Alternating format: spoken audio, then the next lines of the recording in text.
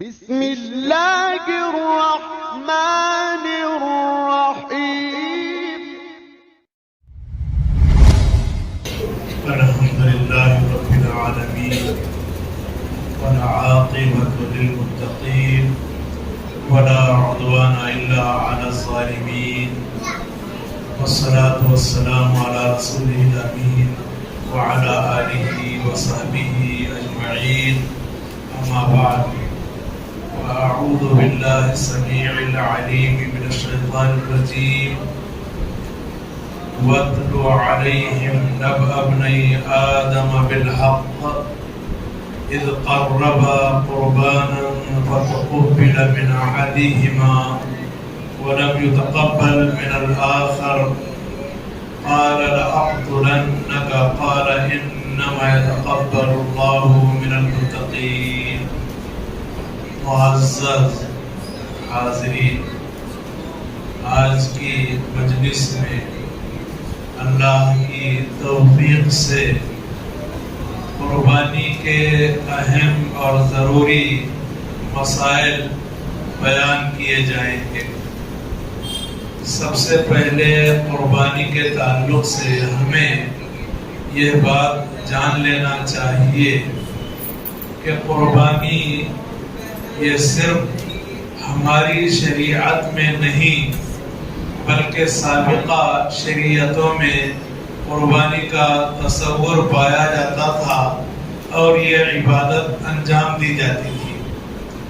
قربانی سب سے پہلے آدم علیہ السلام کے دو بیٹوں نے انجام دی۔ واقعہ مشہور ہے کہ آدم علیہ السلام کو ایک دن میں ایک بیٹا اور ایک بیٹی پیدا ہوتی اور دوسرے دن بیٹا اور بیٹی پیدا ہوتی، تو ان دونوں کا آپس میں رشتہ ہوتا کہ آج کا بیٹا کل کی بیٹی سے اور آج کی بیٹی کل کے بیٹے سے بیاہ ہوتی۔ تو یہ طریقہ کار تھا۔ جو بیٹی حابیل کے ساتھ پیدا ہوئی وہ صورت و شکل میں اچھی نہ تھی۔ قابیل کے ساتھ جو بیٹی پیدا ہوئی وہ خوبصورت تھی، تو دستور کے مطابق حابیل کی شادی قابیل کی بہن سے ہونا چاہیے تھا جو خوبصورت تھی۔ قابیل نے کہا کہ نہیں، میں اسی سے شادی کروں گا۔ دونوں میں اختلاف ہو گیا، حسد ہو گیا۔ آدم علیہ السلام کو اس کی اطلاع ہوئی تو آدم علیہ السلام نے کہا ایسا کرو کہ دونوں کے دونوں اللہ کے لیے قربانی اور نذرانہ پیش کرو، اور جس کا نذرانہ اور جس کی قربانی قبول کی جائے گی وہ شخص قابیل کی بہن سے نکاح کرے گا۔ چنانچہ حابیل نے ایک بہت ہی خوبصورت جانور اور دمبا اللہ تعالی کے لیے قربان کیا، اور قابیل نے چند گیہوں کی بالیاں نذرانے کے طور پر پیش کی۔ آسمان سے ایک آندھی آئی، ہوا آئی، آگ آئی اور حابیل کی قربانی جو دمبے کی شکل میں تھی اسے جلا دیا۔ اور اس طرح جب ہوتا تو یہ سمجھا جاتا کہ قربانی قبول ہو گئی، تو گویا کہ حابیل کی قربانی اور اس کا نذرانہ قبول ہوا اور قابیل کی قربانی قبول نہیں ہوئی۔ تو قابیل نے حسد میں آ کر اپنے بھائی حابیل کو قتل کرنا چاہا اور ناراض ہو گیا کہ بھلا تمہاری قربانی قبول ہوئی، میری کیوں نہیں ہوئی؟ تو اللہ تعالیٰ نے اس آیت مبارکہ میں اسی واقعے کی طرف اشارہ فرمایا۔ وَاتْلُ عَلَيْهِمْ نَبْأَ ابْنَيْ آدَمَ بِالْحَقِّ اِذْ قَرَّبَا قُرْبَانًا، اور آپ تلاوت کیجئے لوگوں کے سامنے آدم کے دو بیٹوں کا کھرا واقعہ، سچا واقعہ پیش کیجئے، جبکہ ان دونوں نے قربانی پیش کی، نذرانہ پیش کیا۔ فَتُقُبِّلَ مِنْ أَحَدِهِمَا وَلَمْ يُتَقَبَّلْ مِنَ الْآخَرِ، ان دونوں میں سے ایک کا نذرانہ قبول کیا گیا اور دوسرے کا نذرانہ اور قربانی قبول نہیں کی گئی۔ قَالَ، تو اس نے کہا، یعنی قابیل نے کہا، لَأَقْتُلَنَّكَ، میں تمہیں ضرور قتل کر دوں گا. یعنی اپنے بھائی حابیل کو قتل کرنے کی اس نے ٹھان لی. تو حابیل سمجھدار تھا، اس نے کہا قَالَ إِنَّمَا يَتَقَبَّلُ اللَّهُ مِنَ الْمُتَّقِينَ، بے شک اللہ تعالی نذرانے اور قربانی کو متقیوں سے قبول کرتا ہے، اللہ سے ڈرنے والوں سے قبول کرتا ہے.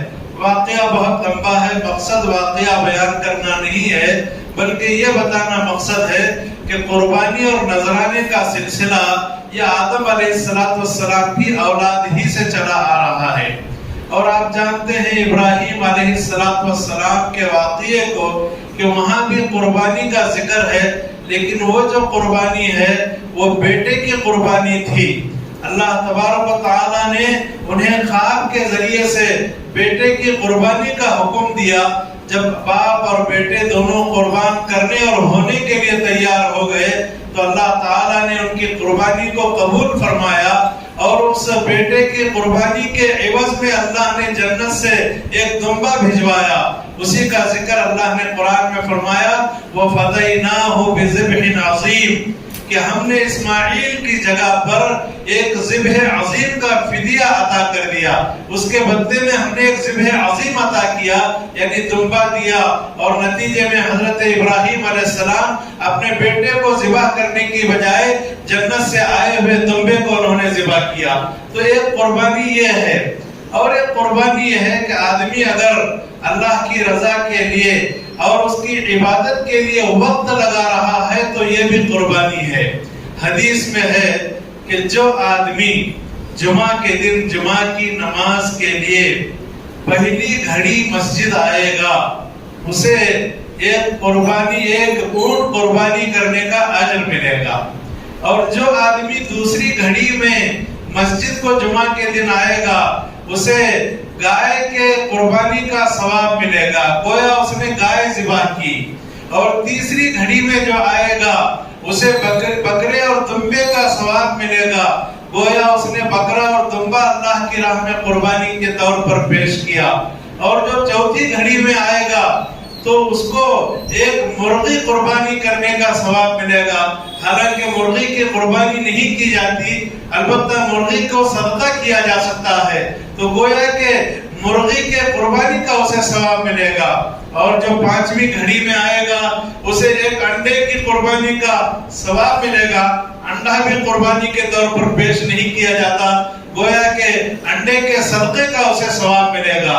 تو معزز حاضرین، ایک وقت کی قربانی ہوتی ہے، ایک اولاد کی قربانی ہوتی ہے، اور اسی طرح سے اپنے خواہشات کی قربانی ہوتی ہے.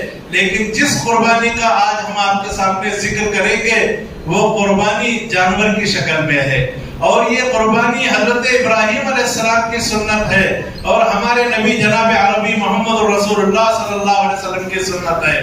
تو قربانی کے سلسلے میں سب سے پہلے ہم یہ جانتے ہیں کہ یہ مشروع عمل ہے یا نہیں ہے. یقیناً یہ مشروع اور شرعی عمل ہے کہ قربانی کرنا مشروع عمل ہے، شرعی عمل ہے. اس کا حکم اللہ نے قرآن میں اپنے نبی کو دیا فَصَلِّ لِرَبِّكَ وَانْحَرْ، آپ اپنے رب کے لیے نماز پڑھیے اور اپنے رب کے لیے ہی قربانی پیش کیجیے. اور یہ رسول اللہ صلی اللہ علیہ وسلم کی سنت بھی ہے. چنانچہ رسول اللہ صلی اللہ علیہ وسلم حج کے علاوہ بقیہ جتنے سال 9 سال آپ صلی اللہ علیہ وسلم مدینہ میں رہے، برابر آپ صلی اللہ علیہ وسلم نے قربانی کے جانور ذبح فرمائے. ایک راوی ہیں وہ کہتے ہیں آپ صلی اللہ علیہ وسلم نے 2 سینگ والے چتکبرے دمبوں کو آپ نے ذبح فرمایا اور اپنے ہاتھ سے ذبح فرمایا اور بسم اللہ اللہ اکبر کہہ کر ذبح فرمایا اور ان دونوں جانوروں کے پہلو پر اپنے پیر کو رکھ کر ذبح فرمایا. اور آپ نے یہ کہا اللہم تقبل من محمد ومن امت محمد ومن آل محمد. تو آپ صلی اللہ علیہ وسلم نے یہ دعا پڑھ کر بسم اللہ اللہ اکبر کہہ کر آپ نے جانور کو ذبح فرمایا. تو اس کا مطلب یہ ہوا کہ یہ اللہ کا حکم بھی ہے اور رسول کی سنت بھی ہے. اور تیسری بات یہ ہے امت کا اجماع ہے. اللہ کے رسول صلی اللہ علیہ وسلم کے زمانے سے لے کر اب تک اور قیامت کی صبح تک اس دنیا میں برابر قربانی ہوتی رہے گی۔ امت کا اتفاق ہے کہ یہ شرعی امر ہے، یہ شرعی معاملہ ہے، لہذا اس کے اوپر برابر عمل ہوتا رہے گا۔ اور قربانی کے تعلق سے ایک مسئلہ یہ ہے، حدیث میں ہے کہ جب تم میں سے کوئی آدمی ذوالحجہ کا چاند دیکھے اور قربانی کا ارادہ کرے تو ایسے آدمی کو چاہیے کہ وہ اپنے بال اور اپنے ناخن نہ نکالے یہاں تک کہ قربانی کر لے۔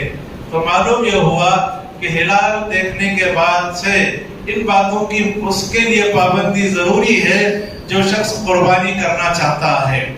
قربانی یہ فرض ہے یا سنت ہے؟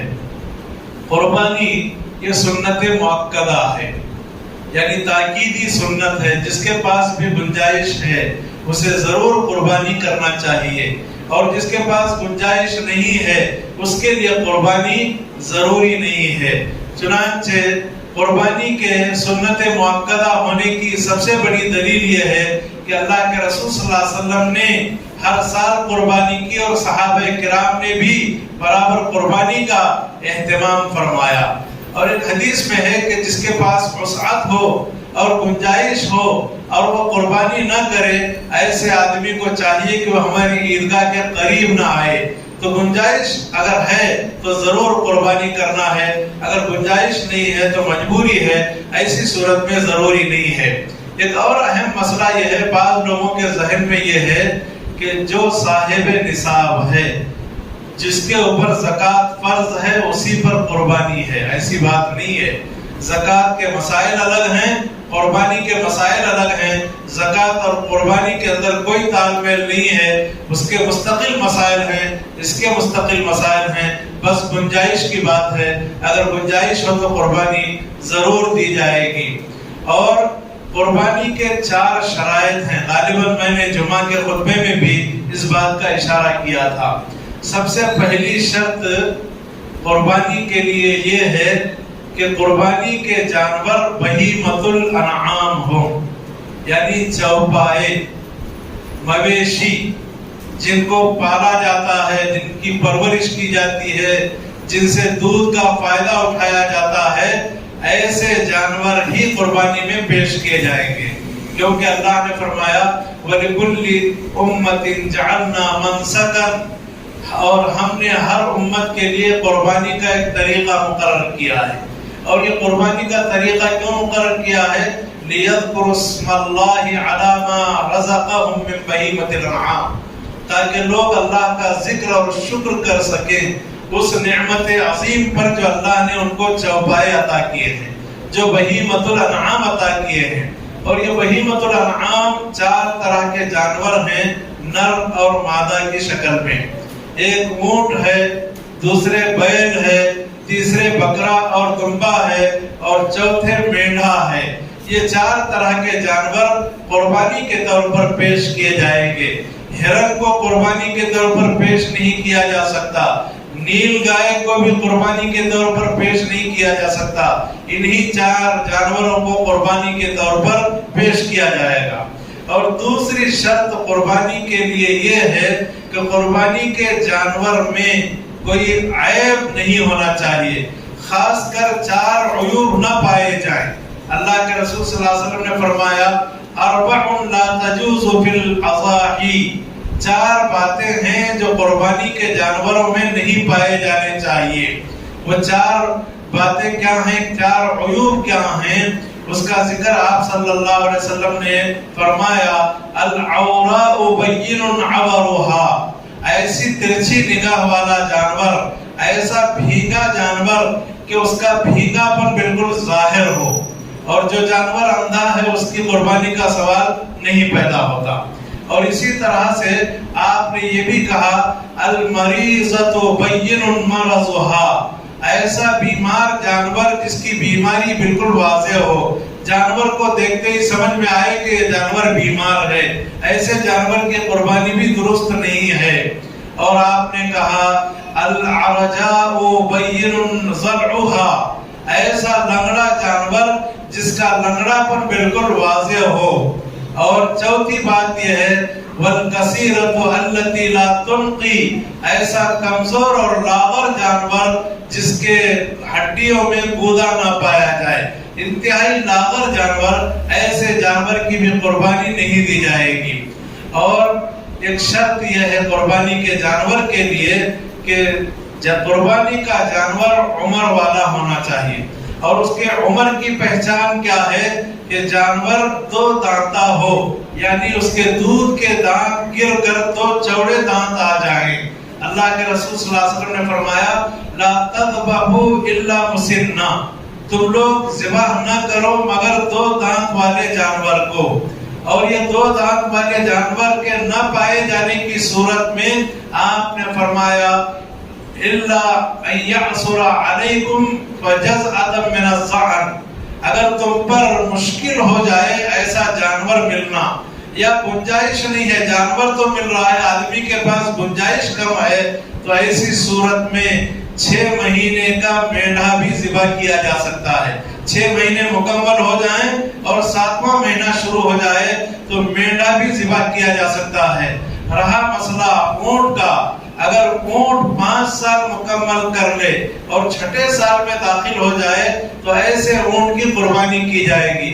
رہا بیل، اگر وہ 2 سال مکمل کر لے 3 سال میں داخل ہو جائے تو اس کی قربانی کی جائے گی۔ رہا بکرا اور دمبا، یہ 1 سال مکمل کر لے اور 2 سال میں داخل ہو جائے تو ایسے جانور کی قربانی کی جائے گی۔ اور قربانی کے تعلق سے ایک اور اہم مسئلہ یہ ہے کہ قربانی کا جانور عید کی نماز کے بعد ذبح کیا جائے گا۔ جس کی طرف سے قربانی ہو رہی ہے وہ شخص نماز ادا کرے۔ عید کی نماز سے پہلے اگر کسی نے قربانی دے دی اس کی قربانی نہیں ہوگی، بلکہ وہ کھانے کا گوشت ہوگا۔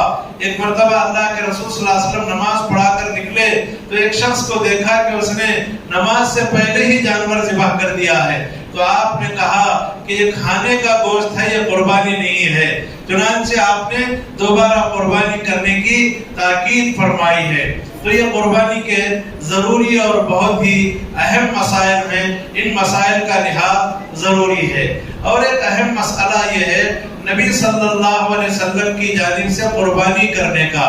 نبی صلی اللہ علیہ وسلم کی جانب سے قربانی کرنے کا ثبوت صحابہ کرام رضوان اللہ اجمعین کے عمل سے نہیں ہے، اور نہ ہی اللہ کے رسول صلی اللہ علیہ وسلم امتیوں کی جانب سے ثواب پہنچانے کے مستحق ہیں، اور نہ یہ بات درست ہے آپ صلی اللہ علیہ وسلم کے حق میں۔ البتہ رشتہ داروں میں جو لوگ انتقال کر گئے ہیں ان کی جانب سے قربانی دی جا سکتی ہے۔ اس کی 3 صورتیں ہیں۔ ایک صورت یہ ہے کہ جو جانور آپ اپنے گھر میں ذبح کر رہے ہیں وہ اس نیت سے کریں کہ ہم سارے گھر والوں کی جانب سے یہ جانور قربانی کے طور پر ہم ذبح کر رہے ہیں، تو سارے گھر والوں میں آپ تمام گھر کے زندہ لوگ اور جو انتقال کر گئے ہیں خود بخود شامل ہو جائیں گے، تو اور اجر سب کو مل جائے گا۔ اور دوسری صورت یہ ہے کہ کسی شخص نے، کسی خاتون نے انتقال سے پہلے اپنی اولاد کو وصیت کی کہ دیکھو ہمارے انتقال کے بعد ہر سال قربانی کے موقع پر جانور ذبح کرنا اور ہماری طرف سے گوشت کو تقسیم کر دینا۔ اگر وصیت کی گئی ہے تو وصیت پوری کرنا ضروری ہے، بشرطے کہ اولاد کے پاس قربانی کی گنجائش ہو۔ لیکن ایک بات یاد رہے، جو میت کی جانب سے قربانی کر رہے ہیں پہلے اپنے جانب سے قربانی کریں گے، الگ سے میت کی جانب سے قربانی کریں گے۔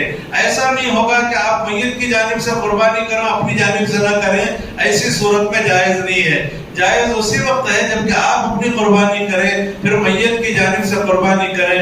اور تیسری صورت یہ ہے کہ آپ اپنی جانب سے ایک الگ جانور اور مرحومین اور انتقال کردہ لوگوں کی جانب سے الگ جانور لے لیں یا الگ حصہ لے لیں اور نیت کر لیں، تو انشاءاللہ یہ عمل جائز ہوگا۔ اور رہی بات کہ انتقال کردہ لوگوں کے قربانی کا گوشت اور آپ کا گوشت اگر ملا دیا جائے تو کوئی حرج نہیں ہے۔ اگر آپ کی نیت یہ ہے کہ مرحومین اور انتقال کردہ لوگوں کی جانب سے صدقہ کریں گے تو صدقہ آپ کر دیں پورا کے پورا، ورنہ ملانے سے کوئی حرج نہیں ہوگا اور کوئی مضائقہ نہیں ہوگا۔ تو یہ ضروری مسائل ہیں۔ اور اسی طرح سے قربانی کرنے کے کچھ آداب ہیں۔ قربانی کرنے کا ادب یہ ہے کہ قربانی کا جو جانور ہے اس جانور کو پاک صاف جگہ میں قربانی کی جائے۔ عام طور پر ہمارے ماحول میں دیکھا یہ جاتا ہے کہ کوئی گھوڑ پر قربانی کر رہا ہے، کوئی روڈ پر قربانی کر رہا ہے، اور جگہ کی صفائی کا بھی اہتمام نہیں ہوتا۔ اس کا خیال ضرور کرنا چاہیے، کیونکہ یہ صرف گوشت کھانے کا اور ذبح کرنے کا مسئلہ نہیں ہے، یہ اسلام کے شعائر میں سے ایک شعیرہ ہے اور اس کی عزت کرنا چاہیے۔ اللہ نے فرمایا وَمَن يُعَظِّمْ شَعَائِرَ اللَّهِ فَإِنَّهَا مِن تَقْوَى الْقُلُوبِ، جو اللہ کے شعائر کی تعظیم کرے گا، یہ تعظیم کرنا یہ دلوں کے تقوی سے ہے۔ اور ایک اہم بات یہ بھی ہے کہ جانور کو جب ذبح کرنے کے لیے لایا جائے تو اس کے سامنے چھری تیز نہ کی جائے، پہلے سے چھری وغیرہ تیز کر لی جائے۔